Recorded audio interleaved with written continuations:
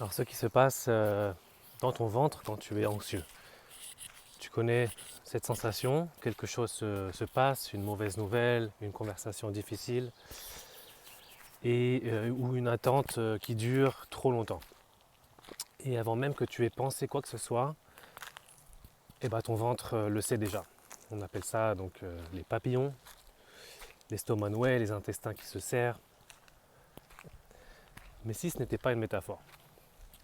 J'ai dernièrement une patiente que je suis depuis longtemps, anxieuse chronique, côlon irritable, des années à traiter ça ensemble, les deux toujours ensemble, le côlon irritable et l'anxiété chronique. Elle avait fait tous les examens, tout était normal, les médecins lui disaient que c'était le stress, qu'elle devait gérer son stress. Personne ne lui avait expliqué pourquoi. Le lien entre ce qu'elle vivait dans la tête et ce qu'elle vivait dans le ventre. Et à ce jour-là, quand je lui ai expliqué ce qui se passe réellement dans le système digestif sous anxiété, quelque chose a changé en fait dans sa façon de voir son diagnostic. Pas parce que ça avait guéri quelque chose, parce qu'elle avait enfin une explication qui la rassurait concrètement. Et comprendre ça, juste déjà comprendre, ça régule déjà quelque chose dans son système nerveux. Ton système digestif contient environ, je sais pas, 200 millions de neurones. On appelle le système entérique. C'est d'une certaine manière le deuxième cerveau, on peut l'appeler comme ça. Et ce deuxième cerveau communique en permanence avec le premier via le nerf vague, principalement.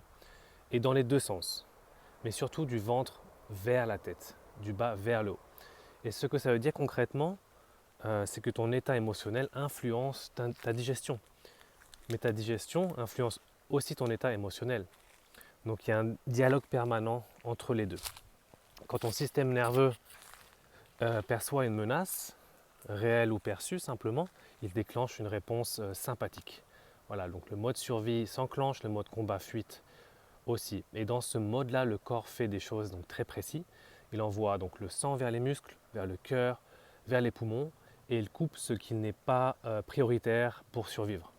Donc la digestion, elle n'est pas prioritaire au moment de survie.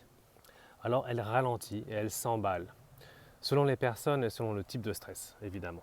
Certains perdent l'appétit concrètement, d'autres peuvent avoir des spasmes, des diarrhées soudaines, des nausées inexpliquées, des ballonnements chroniques, etc., etc. Alors donc, encore une fois, ce n'est pas dans la tête, c'est une réponse physiologique précise à un système nerveux en état d'alerte.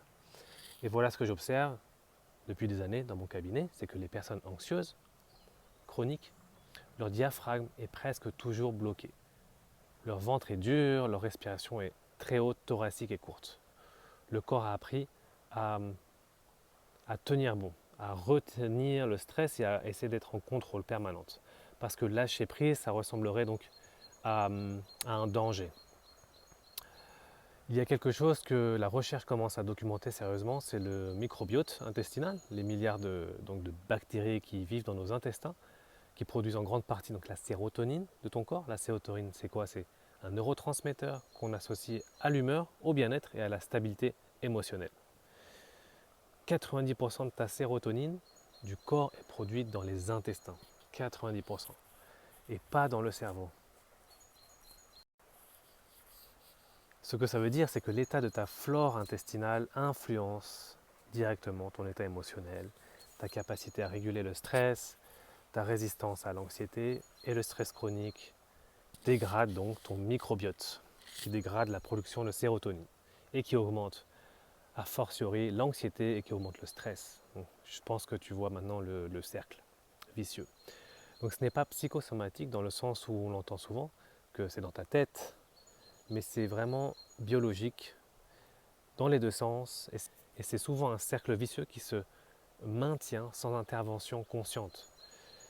Trois choses concrètes que je vais te donner aujourd'hui. Une, respire dans le ventre, pas dans la poitrine, dans le ventre. Pose une main sur le nombril et inspire en poussant cette main vers l'extérieur. Voilà, ce geste déverrouille ton diaphragme, active ton nerf vague et envoie un signal direct au système digestif de relâchement. 3 cycles, lentement, l'expiration plus longue que l'inspiration. Alors voilà cette patiente avec le côlon irritable et l'anxiété chronique. Elle est revenue me voir aussi donc, dernièrement et elle m'a dit que ça allait mieux. Pas parfaitement mais différemment. Ce qui avait changé, donc ce n'était pas juste les symptômes, c'était cette relation avec son corps et son ventre. Elle avait arrêté de le vivre comme un ennemi, mais quelque chose qui la trahissait au mauvais moment. Et elle avait commencé à l'écouter. Parce que tout commence avec l'observation et l'écoute de son corps. Parce qu'elle a enfin compris que ce corps, que ce ventre, qui se serrait avant une réunion difficile, par exemple, qui se nouait avant une discussion qu'elle redoutait, ce n'était pas une défaillance, ce n'était pas un trait de caractère, non, c'était une information. Et son deuxième cerveau lui parlait en permanence. Il lui disait quelque chose, me demande de l'attention. Et apprendre à entendre ça, à être à l'écoute, c'est déjà le début d'un changement. C'est déjà le début du changement et de la guérison.